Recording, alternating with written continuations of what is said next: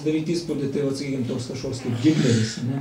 Bet Hitleris palyginus su Kamsa buvo tiesiog, kažkoks skrusdelytė. Be galo galingas ir stiprus, be galo galingas. Tai Hitleris, ne, kaip viskas baimė buvo pastatė, arba Stalino laikais, ne, irgi buvo pastatė, kaip jie valdydavo, ne vienas kitą išduodavo. Ne, visi baimė gyvendavo kaimynas kaimyno. Šeimos nariai vienas kito bijojo, kad saugumui neįduotų. Ne, iš viso ten kažkur kažką. Ir jis gyveno, ir jis atlikinėjo savo pareigas. Akrūra atlikinėjo savo pareigas į darbą ateidavo. Įsivaizduokit, tu dirbi demonai. Įsivaizduot, kokie nešvarūs darbai. Ir jis patarėjas, jis patarinėdavo, kaip teisingai elgtis. Iš tikrųjų, tai šita istorija mūsų, visas šitas tiesas, tai mūsų protai, ne, kaip taip įmanoma Dievo tarnas ir elgėsi taip visiškai, kažkaip tai, negerai. Ne? Bet Akrūra širdyje puoselėjo norą, ne tai, kad norą, buvo, jame augo be galo didelis troškimas. Vieną dieną aš pasimatysiu su Krišna. Vieną dieną aš pamatysiu jį. Vieną dieną aš apkabinsiu jį. Vieną dieną Krišna bus man maloningas. Ir dabar aš atlieku visas tas pareigas, bet aš žinau, aš įsitikinęs, kad taip susiklostys gyvenimas, kad aš jį pamatysiu. Aš pamatysiu Dievą, aš pamatysiu Krišną. Ir jis atlikinėjo tas pareigas. Ir pagaliau ta diena atėjo. Ir atėjo ta diena ir Kamsa sugalvojo pasikviesti Krišną ir nužudyti Madhūrui. Ir pakvietė Akrūrą, sako, Akrūra, turiu tokį planą, kaip mes Krišną galim sutvarkyti. Tu turi nuvažiuoti Vrindavaną ir atsivežti į Madhūrą ir mes čia jį sutvarkyti. O, Akrūra, sako, geras planas. Dirbam.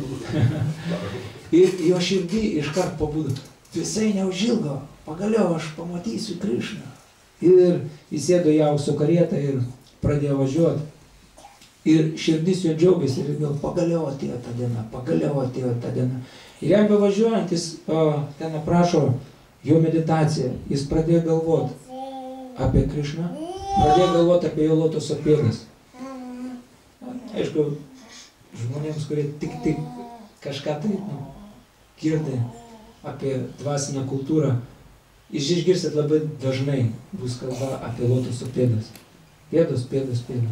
Man buvo, sakykime, tam tikra šokiruojantis toks teiginys čia. Kažkam tai pėdas nuplauti, prisiliesti prie pėdų, nusilenkti lotoso pėdą. Čia kažkokie nuspalvė turbūt. Bet irgi aš iš krikščioniškos tokios kultūros, augau tokiu trupučiu krikščioniškai dvasiu, tai kada išgirdau istoriją apie tai, kaip Marija Magdalietė apiplovė Jėzui Kristui ašaromis pėdas, ne? Tai man trupučiuką nuėmė tą tokią įtampą, ne? Kažkas tai galbūt. O po to laiko einant, tu pamatai, kad iš tikrųjų, netgi ir po to, kai aš nusilenkiau savo tėvams, ne, prašydamas palaiminimo ar dar kažkur, tiesiog iš mano širdies visi tie dalykai. Tu pamatai, kad tai duoda laimės pojūtį, nusilenkti vyresniems, ne, nusilenkti draugams, ne, tiesiog nusilenkti. Tai taip paprasta, taip gera. Iš tikrųjų tai duoda laimės pojūtį. Ir, sakykime, krikščioniškai kultūrai, Romos popiežius irgi tokį labai be galo, mano akyse tokį be galo rimtą žingsnį padarė irgi, ten kaip kaliniams pėdas nuplovė. Tai buvo Jėzaus pamokymas, ne, kad mes turim gerbti kiekvieną gyvą būtybę, kiekvieną. Nes visos gyvos būtybės yra Dievo dalelytės.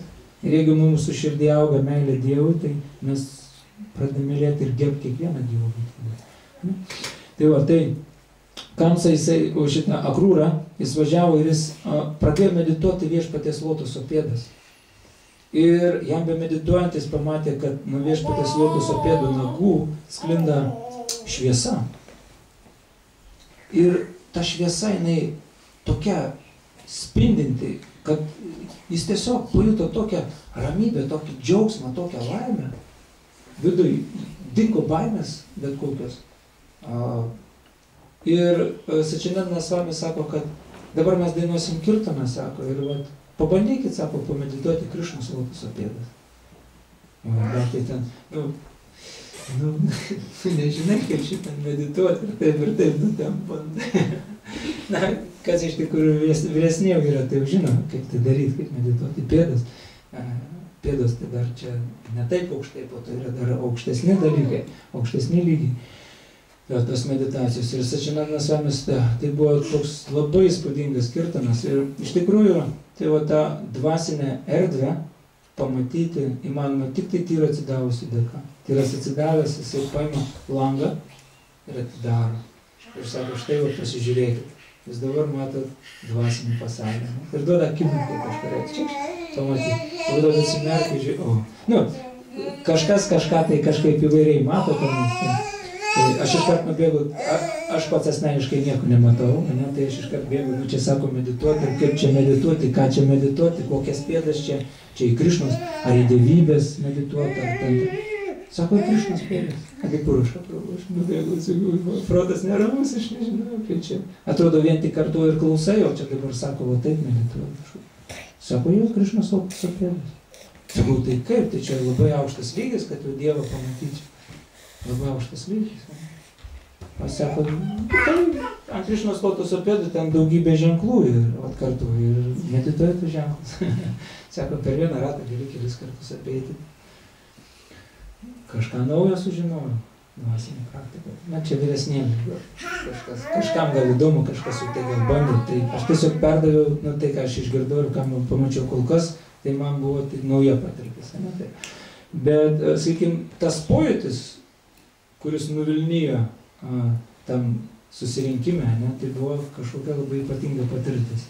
Tokia ramybė, ir tai buvo prie Govardano, mes visi sėdėjom, žiūrėjom į Šventą kalną Govardaną, ir mokytojas po to sako, čia mes visi susirinkom. Ir iš tikrųjų Govardanas laiko visą mūsų karmą. Ir praėjo savaitę, visą savaitę mes tai vis paskutiniam dienom pasakė tos žodžius. Ir iš tikrųjų aš tai paprašiau, nebuvo jokių pergyvenimų. Jokių kažkokių tai problemų, ten Indijoj gana sudėtinga, tai pas tavęs kažkas pinigėlių prašo, tai vienu žodžiu, ten daug visokių, tai purvas, tai dar kažkas, tai proto neramiai, tai persivalgė, ar dar kažkas, yra ko panerimau, tai karšta, tai šalta, tai ten sviruoja, tai nuotaikas labai. Bet kada mes buvom, tokia ramybė, ir sako, Govardanas sulaiko mūsų visų karmą. Ir iš tikrųjų toks pojūtis buvo kalnas, o už juo tenais laukia ir galvoja, kaip gerai. Ir iš tikrųjų Krišna sako Bhagavad Gitai, Sarvadharmam paritejama muikiam šarnam vradžia, aham tvam sarva papivjo, mokšėšiame mašučia. Krišna sako, atmesk visų atmainų religijos.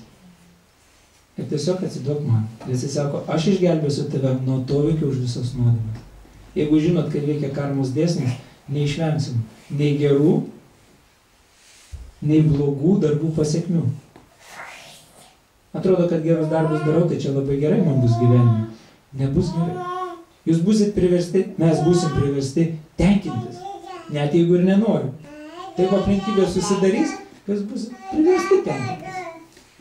Priversti. Jūs norėsite atsisėsti pakartoti Hari Krišną, bet ne tavo atneša porciją ir sako, tenkinkis dabar. Nenoriu, tenkinkis, nenoriu, užsidirbai. Ir tai irgi kančia.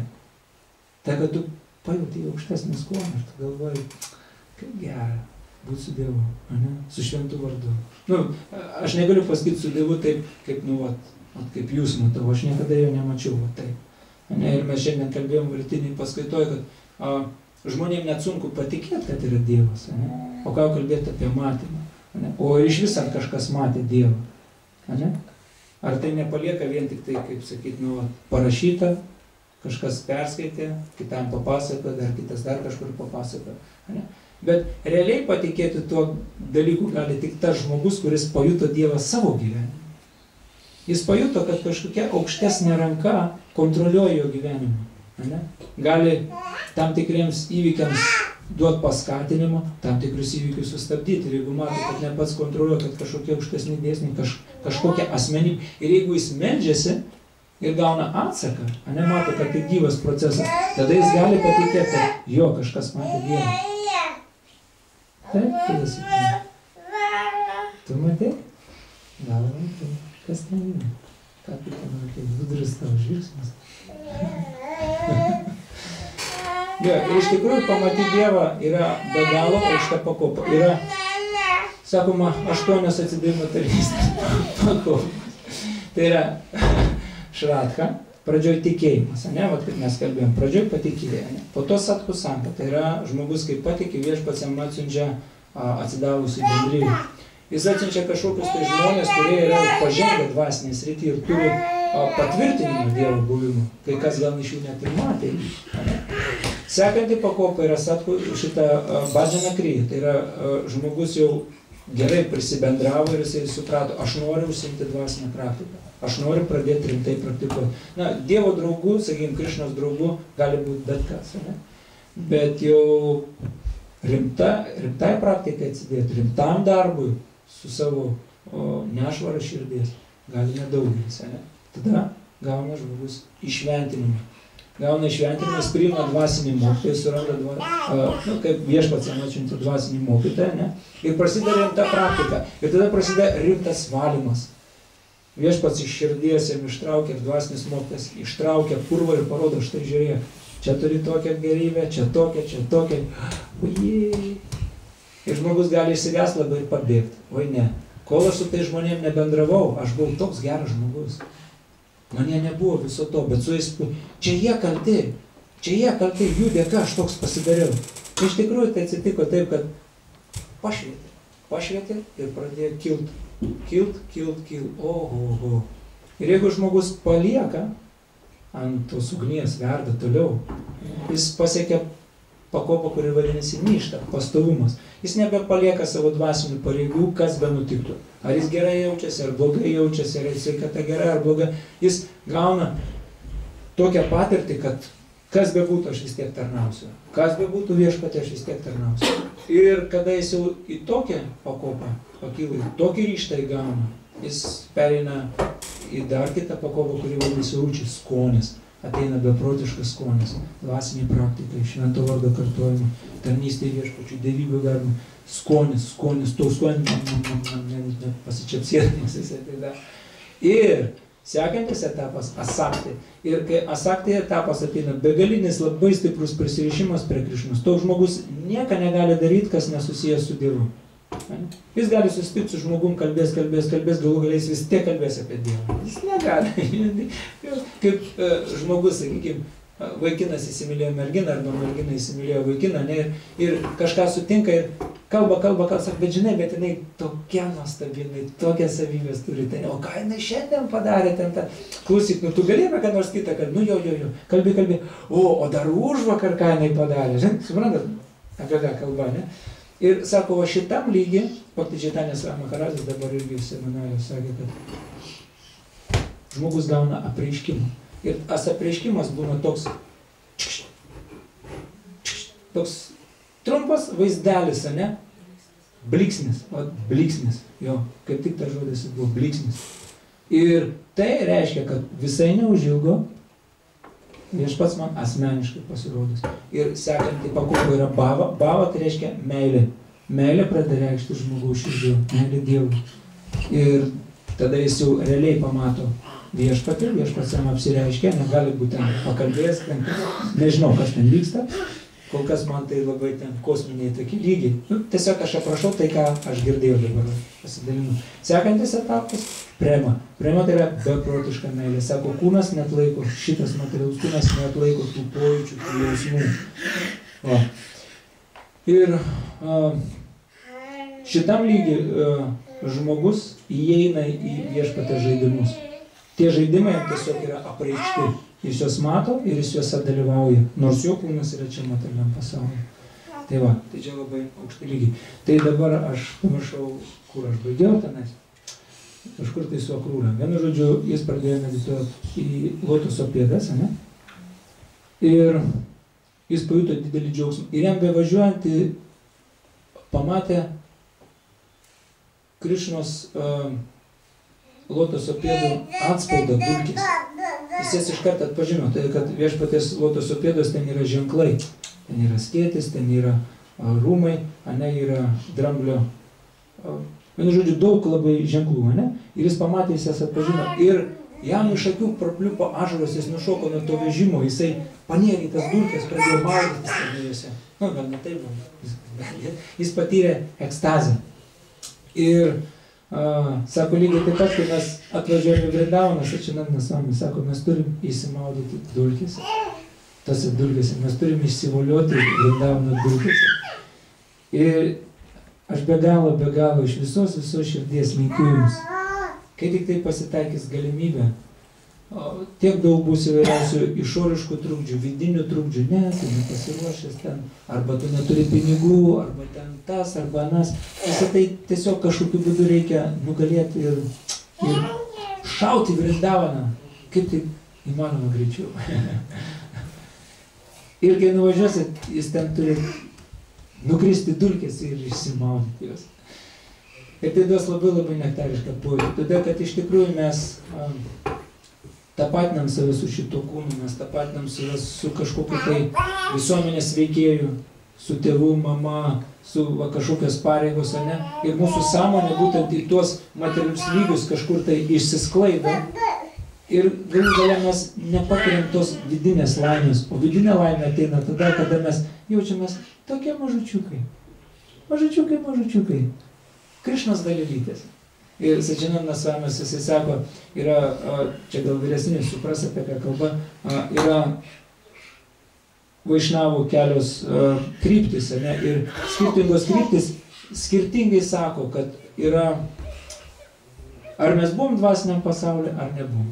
Viena mokykla sako, mes buvom, kiti sako, mes iš Brahmano atėjom, dar kiti sako, kad mes turim užaugti dvasiškai.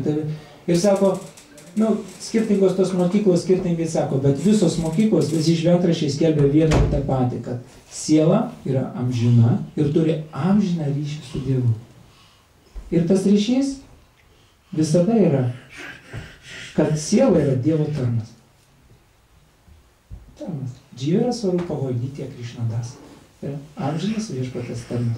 Ir tai nekinta. Ir visos mokyklos su tom sutinka. O ten buvo ar nebuvo, tai yra detalės, kurios visiškai yra nereikšmingos. Koks skirtumas? Buvo ar nebuvo ten? Koks skirtumas?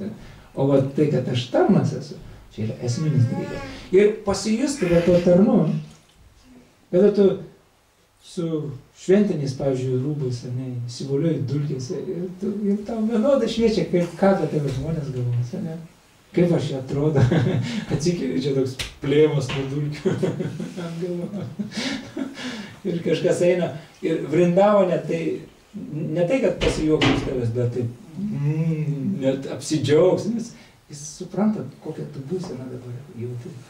Nes pasijust va to mažučiukai, tokiu, taip gera. Aš esu siela, aš esu Dievo dalelytė. Džiai. Ir Akrūrava, įsivaizduokit, jisai ministras, premjerministras. Dabar įsivaizduokit, mes esam Lietuvos premjerministras, ir kažkur tai dulkės, kažkur tai krentam, su šventinis rūbais, aukso karietai važiavam ir voliojamės, ir ekstazė, tokia laimė. Keistai. Ir galų galiai jisai atvažiavo, o Krišna tuo metu jisai susapnavo, kad ryte atvažiuos Akrūra ir išsiveš mane į Madhūrą. O Krišna nenori iš Vrindavano, nes ten jis turi labai gilius santykius su Vrindavano gyventojais. Ir kai jūs paskaitysit šitą knygą Krišna aukščiausias Dievo asmuo, jūs pamatysit, kokie ten santykiai. Labai,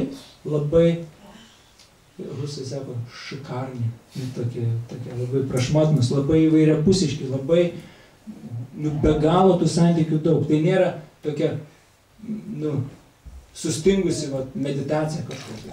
Įvykiai vyksta, dėliojasi. Ten tiek visko, santykiai. Ir mes iš tikrųjų, jeigu taip sąžiningai, mes giliai širdį, mes bijom santykių su Dievu. Mes bijom atverti savo širdį, nes mes turim patirtį, kad kažką įsileidai savo širdį, ten palieka krūvelį ir po to, ne, jau daugiau niekam. Kaip tai, buvo, ne? Tokiu, ne? Ir mes bijom. Ir lygiai taip pat mes Dievui bijom atverti savo širdį, parodyti, kas ten yra. Bet iš tikrųjų Dievas geriausias mūsų draugas, jisai būdamas mūsų širdį ir taip žino, kas ten vyksta. Ir taip žino. Bet taip kaip mes atveriam širdį ir kalbame su juo, va žiūrėk, viešpatie, dabar yra va taip. Aš nenoriu, kad tai būtų. Ir aš nežinau, kaip visą tai pakeis, bet va tai yra taip. Padėk man. Ir viešpats padeda. O to nuoširdumo, to paprastumo jisai nori. Ane, nori skaityti pagal Gitą? Tikrai skaitys? Nori pagroti. Ir Krišna susapnuoja. Ir žinot, ką Krišna pradeda daryti? Jis pradeda verkti. Ta, kad iš Vrindavono išvažiuoti jis nenori. Jis pradeda verkti. Ir po to pavargęs jis užmiega. Ryte atsikelia ir Akrūra atvažiuoja ir iš tikrųjų išsiveža iš Vrindavono. Nanda Maharadžas sako, ne, kaip, jokiais būdais, jūs ne, kaip jūs galit Krišną išsivežti? Ne, jūs negalite jų išsivežti.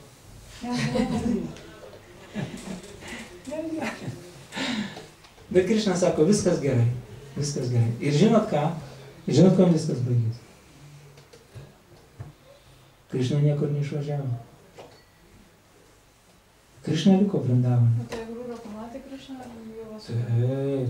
Tai Krišna ar Vasudevą, ką jis pamatė? Jis pamatė Krišną ir Krišna taip apsidžiaugė, jis puolė jam į pėdas, bet taip kaip jis galvoja, Krišna pakėlė, jis sako, tu mano dėdė. Ir Krišna jam mintis pradėjo, jis jį apsikabino ir Akrūra sako, o Akrūra, mano dėdė atvažiavo, jis labai apsidžiaugė ir viešpats Balarama apsidžiaugė. Bet Krišna liko Vrindavone, o išvažiavo Vasudeva. Viešpats Krišna, jis turi begalės formų. Ir tokia pati forma išvažiavo. Ir ta forma Vasudevas yra viešpatės Višnu, ne forma. Taip? Keturankė forma. Taip? Ir būtent tas viešpats labai mėgsta pakariauti.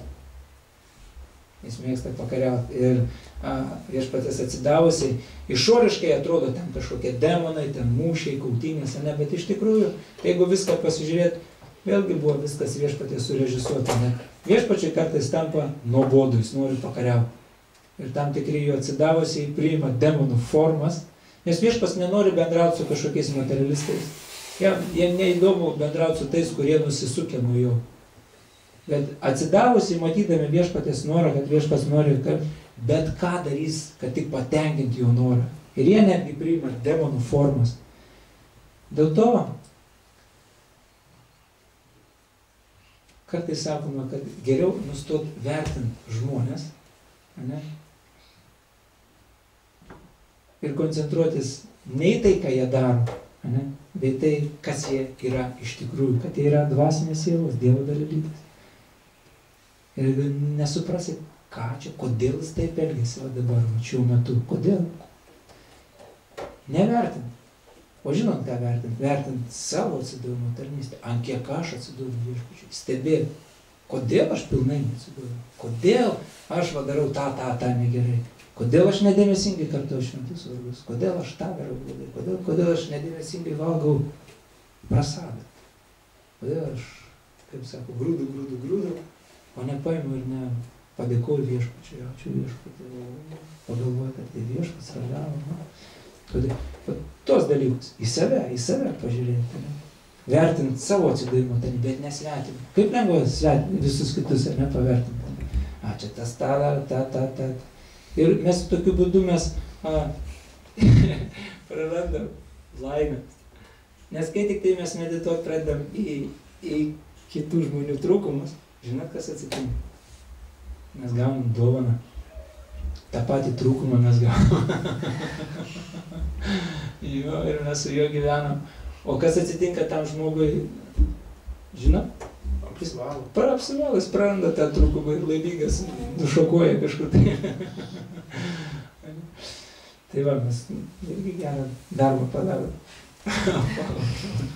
Tai va, tai ir kada Krišna su Balarama nuėjo į areną, jie iš tikrųjų nužudė Kamsą. Ir Kamsa tai yra demonas, kuris įkūnija geismą. Tai yra geismas, tai yra viena iš blogybių mūsų širdyje, kurį mes kiekvienas turim, ir tą geismą nugalėti yra be galo sunku, bet viskas įmanoma viešpačiui ir viešpatis atsidavęs. Tai va tiek šiandien. Gal turiu tokių klausimų, komentarų, papildymų.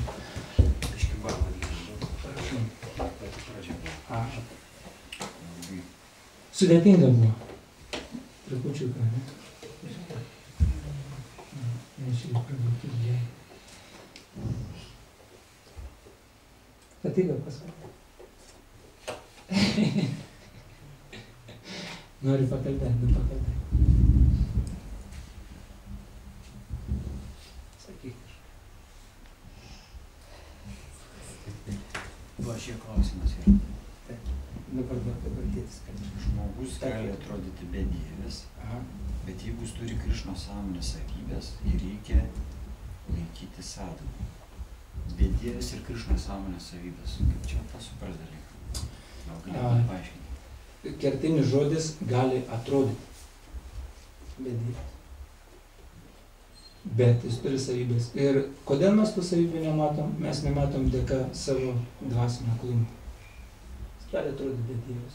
Pavyzdžiui, Vritrasūra. Esmė yra kame, kad čia tas labai toks painus dalykas yra. Mes gyvenime matom, čia ne tik tarp atsidavusių, čia tarp paprastų žmonių. Matom vienus dalykus, o jie visai yra kiti dalykai. Ir va, kaip žmogui nesipainėti. Tai vat, kaip ir minėjau, nevertint. Tiesiog nevertint. O vertint savo atsidavimo tarnystę. Savo dvasinę pravdą. Nevertint.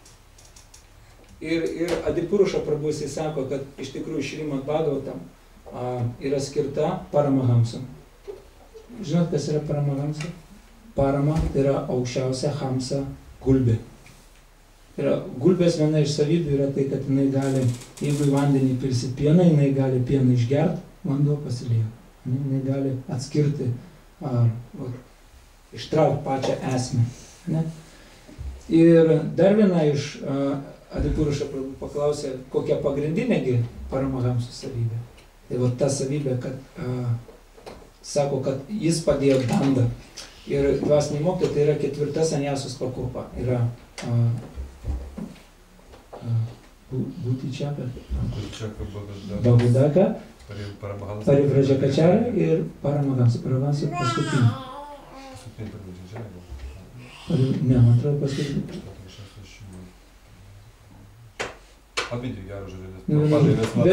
Bet tam seminare buvo sakoma, kad Paramahamsa yra aukščiausia pakopa. Taip sakė, aš tiesiog atkartuoju. Ir sako, kad būtent pažodžiui tai reiškia, kad tas, kuris padėjo dandą. Padėjo dandą ir nebenešioja. Ir danda tai yra lasda tokia, net dvasiniai mokytojai nešioja tas lasdas. Ir tai reiškia tam tikras sąmonės lygis, kada jisai padėjo lasdą, nes jis nebenori nieko čestais, tai yra nieko nenori bausti. Jis nebebaudžia. Ir ką reiškia, jis nebevertina. Ir va ta savybė, tai yra, sako viena iš, jis nevertina. Tai vat nustot vertina. Ir jisai sako, kad dar maža, jis sako, duoda namų darbus rydienai. Seminaras skaitė, rydienai duoda namų darbus. Pabandykit nustot vertint, o pabandykit irgi eksperimentą padaryti savo gyvenime, ne? Mes gal pasimatysim ar nepasimatysim, kada čia neaišku, ne? Bet jeigu pasimatysim, aš jau jūsų paklausiu, kaip jums pasisekė, gerai? Prisiminkit mano veidą, gerai? Tai kitą kartą, kai pasimatysim, nevertinkit, vat pabandykit, ne? Ir pastebėsit, kad mūsų protas pastoviai vertina. Užeinam į parduotuvę, kažką tai matom, ne, žmogų kažkokį ir mes vertinam, ne? Bet aš tik ir noriu toliau klausti. Nes ta prasme, čia labai, graži idėja yra nevertinti. Čia lygiai tas pats, kas nevalgyti, nekalbėti, nežiūrėti, nevertink. Tarsi, ant kiek tai yra sudėtinga tai padaryti. Čia tas pats, kas per 5 minutės pasiekti samatį. Tai va tada ir yra klausimas, tarsi, kaip va ta... Tai yra be galo aukštas lygis. Be galo aukštas. Ir iškart sakau, jūs negalėsit visą laiką padaryti. Bet mažą eksperimentą, tiesiog, kaip pabandyti. Jo, 5 minutės pabandyti, vat išeisit į gatvę, ir pabandykit. Ir pojūtį, kokį pojūtį duos tai, ne? Pamatysit, kad labai daug laiko sutaupot, kad jūs turit begalės laiko, tikrai. Tai, kad, žiūrėkit, ir aš pabandžiau, gerai išėjau, bet jis 2 momentus paminėjo. Vienas nevertint, ne? Vienas nevertint. Antras momentas buvo. Ne, čia tu sakė. Jo, aš sakiau. Mes sakėm, tai kad aš kartuoju jų žodžius. Ne vieną aš sakau, ne, aš tiesiog atkartuoju. Tai nevertint ir antras momentas, jis davė užduotį. Nevertint ir antras momentas visiems linkėt laimės. Antros dalies aš neišgirdau, nes aš susikoncentravau pirmą, ne? Nevertinu. Nevertinu, gerai. Visiems linkėt laimės. Ir visiems linkėt laimės. Bet taigi čia irgi labai nepaprasta. Dėl to tai yra paskutinis sanjasos lygis. Paskutinis. Sanjasis, netgi sanjasiai, tai nereiškia, kai jis gavo sanjasą, kai jis jau tam lygį, jam reikia be galo daug metų tam ašrame atlikti savo pareigas, sanjasio pareigas, kad galų gale pakilti būtent tą lygį. Ir tai yra, ir kada jis jau pasiekė tą lygį, jis padeda lasdą. Viskas jis lasdos susidnėmė. Ką jūs galėtume parekomenduoti žmonėm, kurie rekomenduoti. Pabandyk. Žinokit, aš dabar sakau iš asmeninės patirties. Tai labai aukštas lygis, bet tai nereiškia, kad mes to ir dabar negalim patirti. Aš tiesiog pasidalinsiu savo realizaciją. Ane? O dabar panaudosit jūs tai savo gyvenime, ar ne, čia jūsų reikalas. Ane? Ir aš einu į gatvę ir iš karto, rykša, čia sena rykša, birbė, koks garsas, palauk, bet aš nevertinu. Čia nevertinu, gerai. Einu toliau, pardavim vaisiai, biški pasenė, palauk, bet aš nevertinu, jo nevertinu. Gerai. Einu toliau, o pasit hotis kažkaip keistai uždėtas, nemokat hočio, palauk, bet aš nevertinu, gerai. Suprantat? Ir kada aš taip nukertu, aš žiūriu, kad aš daug laiko turiu. Palauk, o tai ką daryti? Aš įtudžiau, Hare Krishna, Hare. Kitokiu atveju, pažiūrėkite, o kodėl jis duoti, nemoka, nieks, o gal nepamokėte, tin, ir mano sąmonė naina, į tą nutekėjo, po to ten pamačiau, vaisiai, nutekėjo, ir aš savo energiją, savo vidinę būną, aš atiduodu tam vertinimui, ten. Ir paprastai ką mes matom? Trūkumas. Fūro. Taip ar ne? Taip. O tik stop, palauk, aš nebevertinu. Ir tai yra dovana. Aš nežinau, praėjo kažkiek laiko, aš kažką pamiršau, bet tą įspūdį man paliko, dėl to aš su to įspūdžiu dalinuosi. Ir ant kitos dienos atėjom, ir sako, kas nors pabandė. Ten porą žmonių ranką pakėlė. Ir kaip gerai. O kaip, sako, su antra dalim, ar linkėt laimės? Ir aš tik tada išgirdau, kad jis sakė ir antrą dalį. Linkėt laimės. Ir aš dabar pradėjau galvoti, palauk. Pradėjau vertinti, kada aš linkiu žmonėms laimės. Ir buvau nustebintas savianalizė. Aš linkiu laimės žmonėms, artimiems jo, ten pasimeldi, ten palinki laimės, kad viskas pasisekta, ne? Bet tolimesni įvykiai mane nustebino. Sąžiningai pasižiūrėjau, laimės aš linkėdavau žmonėms tada, kada kažkokie tai žmonės pradeda sukelt man neramumus savo veiksmais, savo būviu, savo, kažkaip. Yra tokie žmonės, kurie tik pamatai ir iškart protas pradeda nerimauti, ne? Taip, ir ką, prasideda kritika, ne? Jis taip, jisai toks, anoks, ne? Palauk, stop. Užtenka, ne? Tokios mintis priveda prie depresijos, ne? Prie blogo stovio. Taip, gerai. Tai gerai, pabandom dabar geras savybės jame pamatyti. Jis tą padarė, ten, tą. Laimės nėra vis tiek. Vis tiek apie jį galvoji. Vietoj to, kad kartotum, kažką tai darytų pozityvus, vis tiek tu apie jį galvoji. Ką toliau? Ir tu žiūri, kad jis sukasi tavo galvoji. Ką daryti, viešpatie, būk geras jam, padėk jam. Ir taip pasimeldi, gero jam palinki ir tu žiūri, kad jis ir dingsta iš tavo proto, ir viskas. Ir aš pastebėjau, kad laimės aš linkiu tik tada, kai man kažkas sukelia neramumus. O čia turi pastoviai laimės linkėti. Ir aš net prisėdau, galvoju, nieko savo. Ir šalia sėdėjau Darija Damą. Žinau tokių Darija Damą, Olegas Tursunovas. Žinau. Jo, labai populiarus. Ir jisai sėdėjo, jisai ne minutės tuščiai nepraleido. Visą tai, ką jis girdėjo seminaris, jis atsėdės, ramus, viską konspektavo, viską žymėjo, viską, kaip matosi, kad jisai geria visą tai geria. Ir ta tema, apie ką kalbam, matosi, kai jisai supranta, apie ką jam kalba. Ir maža to, buvo šalta, iš tikrųjų šaltas sėdėjau ir su džemperiu, ir dar striukė užsidėjęs, nes ten naktis šaltos, diena karšta, naktis šalta, ne? Ir sėdžiu, o jisai vienmarškinis, toks tchotis, ne? Ir iš tokio, tokia marškinėlė. Vienmarškinis, trumpom rankom sėdi. Ne vienas plaukelis nepasišiaušęs, nieko. Vidiniai būsim. Suprantat, žmogus ir jo pagrindinė praktika girdėt kokia. Aš visiems linkiu laimės. Aš visiems linkiu laimės. Ane? Ir tai būsena ir aš mačiau, ir, pavyzdžiui, Anantarą, žinote Anantarą, ne? Jis mokėsi pas jį, ne? Jis turi mokytoją. Ir Olegas Tursunovas turi dvasinį mokytoją Lukanatkas Vanis, ne? Ir, žinot, kada tu matai, kokias minės žmonių jisai surenka, ateina, kaip jo klauso, bet kaip aš pamačiau, kaip jisai jaučiasi prie savo dvasinio mokytojo, tokia pagarba man išaugo. Jam. Jis kaip pamokslauja, jis toks, atrodo, galingas, toks, ne, toks, o čia toks griežtas, jo, ir tokia jėga išeina, ne, ir taip, nu, biškai gali pagalvoti, kad, nu, jis kažkoks, nu, biškai gal per daug, bet kaip mačiau, kai jis prie mokytojo, toks nuolankus, toks kaip vabaliukas, toks jaučiasi. Mokytas kažką pasakęs, ten prišoka, ne, tai klausai, kad, o iškart supranti, kad, sako, mes ir turim būti, jeigu mes kažkam norim padėti, ne, mes turim būti drąsus, stiprus, ne, o atsidavusi bendrijai mes, nu, tokie, kaip, tai va, ir Anantar irgi, ir jie gyvena, va, toj praktikoje, jie linki žmonėms laimę. Ir aš asmeniškai susidūriau trupučiukai, ten gavom pasitarnauti, biškai ten pavaišinti Vedų kultūros centre, ne. Tai tik, kad jam tik papuolė jo žvilgsnį, aš pajutau, kai jis galvoja, kaip jam padėti. Tai, kad jis kupina žinių, jis mato kaip ir ligas, kaip ir subtilų kūną matot, kaip ir sielos problemas, ne. Ir jis iškart galvoja, kaip jam padėti. Kaip jam padėti tam žmogui. Kur iš jo buvo? Vedų centre. Buvo Anantara buvo. Prieš metus, ne, išau. Čia turi mintis Udaredama? Udaredama. 2 metai. Jo, 2 metai. Daugiau nebežinau. Čia buvo neseniai. Tai va taip, nu va nežinau. Jo, bet aš dar klausimu. Taip.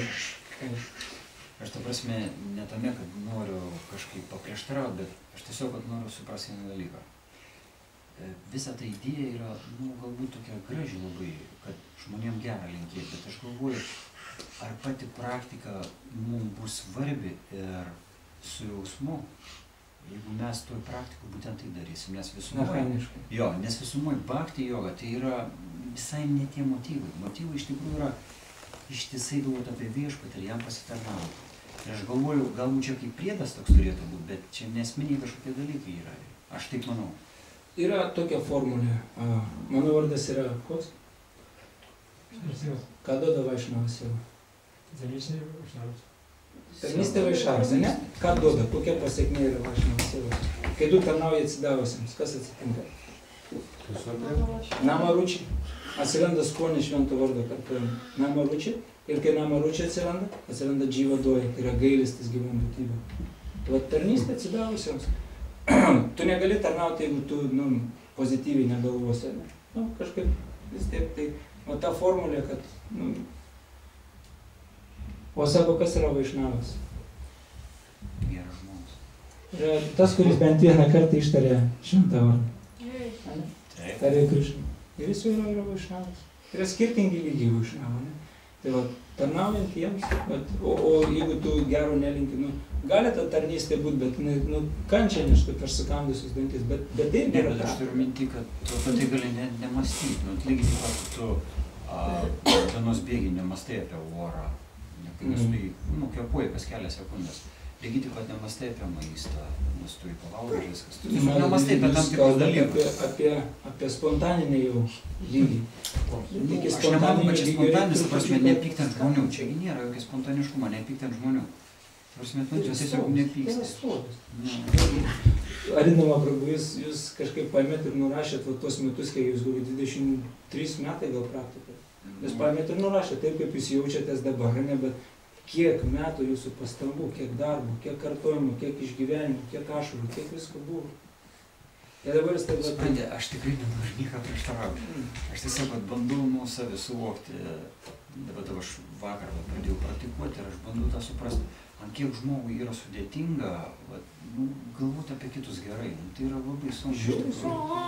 Ir kaip tai išspręsti, nes aš, pavyzdžiui, galvoju, kad galbūt yra daug lengviau, ką rašo Šrimad Bhagavatam, tiesiog savo gyvenimą taisyti taip, kad tu esi, nu, tavo mintį, kad tu esi tarnas. Ir toj minty dėl kažką dėl viešpatės stengtis daryti. Nes visumoje, jeigu tavo mintis bus tik apie žmonės ir jiems gerą linkėti, tai ta praktika kur nuves iš tikrųjų? Nuves pas Dievą tokią praktiką. Vat klausimas. Gerą linkėt žmonėm, ne? Nu jo. Jo, sutinku, kad tai... Prasme, aš nekart sakau, aš tikrai nenoriu prieštarauti, bet... Taip, gerai, supratau klausimą.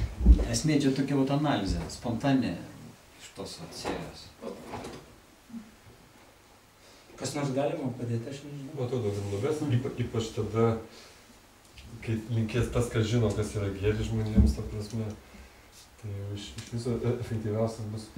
Kartais net nežinantis žmogus, kas yra gėris ir jisai bando nuoširdžiai linkėti gerą, Krišnas sutvarko, kaip sakau. Žiūrėkit, dar momentas. Ar esat pastebėjot kiekvienas, kai žmogui linki gerą ir tai būna iš širdies. Bet, pavyzdžiui, matai kažką tai, pavyzdžiui, kokį vaiką, atvarkšelį vaiką ant gatvės. Ir jis ten, prašo pinigų ir tai spontaniškai išmuš tą jausmą. Ir tai yra vienas dalykas. Ir visai kitas dalykas, jeigu tu kiekvieną dieną apie tai galvoji, ta prasme, mastai, kad kažkam padėti, o kai pats esi, dvasiniam plane elgeta realiai. Ta prasme, nesubrendęs. Ir aš tada galvoju, kiek tai yra sudėtinga ir sunku, tai pastovi daryti. O čia tame yra. Visą laiką yra vis tiek mažesnių vaikų, kaip sako, už tave. Tu kažkam gali, koks tu bebūtum ten mažas, vis tiek gali kažkam dar mažesniam padėti. Man asmeniškai, žinot, nuo ko prasidėjo geri darbai. Aš tik susipažinau, patyriau, kad Dievas yra, viskas gerai. Sutikau Irmantą, gatvėje, sakau, su Krišnaitais, ne, čia biškį apie sektą, čia kažkaip negerai. Klasika.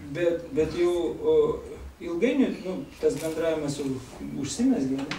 Ir aš galvoju, reikia kažką, reikia pradėti kažką tai gerą daryti kitiems. Ir žinot ką, per savaitę gal niekada aš tų žmonių net nematydavau. Pašalo lapkričio mėnesį, ne? Ir kažkokius girtuoklius man atsiųsdavo. Ne tai, kad aš siūs, bet aš juos pamatau, šalta ir jie guli. Ir jeigu aš jų nepakelsiu, nepanešiu, nepavesiu, tai smirdi tokia, prisisisiuoja, bent į laiptinę kažkur, tai aš juos nesušausiu. Ir, atrodo, kur prie to brudo aš čia liesiuosi, bet galvoju, palauk, bet reikia padėti, blogai bus. Pavydį, bet ilgainiui viskas keitės, po to ir man tas sako, kad neprasmės tam padėdinėti tiem žmonėm, ten kažkaip, galima dvasiškai, pavyzdžiui, dvasinio maisto. Ir aš tada pas tėvą Stanislavą gyvenau, trupučiuką, ir galvoju, tai reikia kažką tai tokį gerą padaryti, jau kad su Dievu būtų surišta. Tai užsakiau samosių šventykloje, krūvą samosių, autobusą užsakėm ir vaikus iš bažnyčios nuvežėm pas tėvą Stanislavą. Ten vaikai stotiniai tokie, ten pati kelionė iš Vilnių, iš kažkur bažnyčių. Jo, vargšelių, tokie gatviniai, stotiniai, žinote, ten tokie. O ten kunigas visų šventų bažnyčių, jis būtent jos globoja. Ir labai gudrus kunigas, aš pasėtėjus, kad dvasiškas tėvelis su kitatikiu kalbėjau, su Krišnaitu, nuodėmę padariau vadinėjai. Jis klausė, čia per išpažintį, jis sako, ar tave įkvėpė, ar